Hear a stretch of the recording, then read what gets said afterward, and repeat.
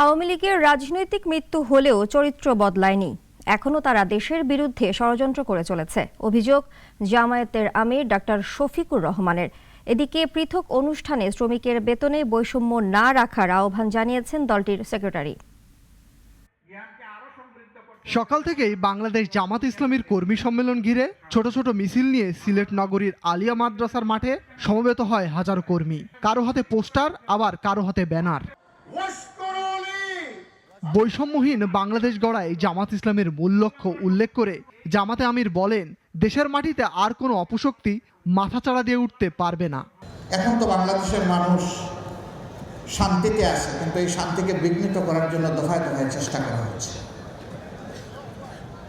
ইনশাআল্লাহ আমরা আশাবাদী, একটা ঐক্যবদ্ধ জাতি সকল ষড়যন্ত্র মোকাবেলা করে সামনে এগিয়ে যাবে ইনশাআল্লাহ।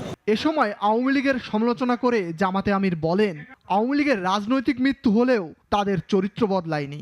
যারা জনগণের কেনা টাকায় অস্ত্র এবং গুলি জনগণের বুকের উপর চালিয়ে দেয় ক্ষমতায় থাকার জন্য, তারা কার কাছে ভোট চাইবে? যারা নিরীহ জনগণকে খুন করেছে তাদের পরিবারের কাছে গিয়ে জিজ্ঞাসা করুক তারা তাদের এই ধরনের রাজনীতি আর চায় কিনা। সকালে আরাক অনুষ্ঠানে জামাতের সেক্রেটারি জেনারেল মন্তব্য করেছেন, ইসলামে বৈষম্যের কোনো স্থান নেই, তাই নিত্য প্রয়োজনীয় দ্রব্যমূল্য অনুযায়ী শ্রমিকের বেতন নির্ধারণ করতে হবে। তুমি যা খাওয়া পড়বা, তোমার বাচ্চার সর্দি হইলে মালিক তুমি হেলিকপ্টারে করে ব্যাংককে নিয়ে যাও বাচ্চার চিকিৎসা করানোর জন্য, আর আমার বাচ্চা মরে যায়, আমি হোমিওপ্যাথির ওষুধ কেনার পয়সা পাই না। মালিক শ্রমিকের এই বৈষম্য ইসলাম পছন্দ করে না। সম্মেলনে উপস্থিত ছিলেন জামাতের বিভিন্ন অঙ্গ সংগঠনের নেতাকর্মীরা। পরে 2024-25 সালের জন্য গাজীপুর মহানগর কমিটি গঠন করা হয়।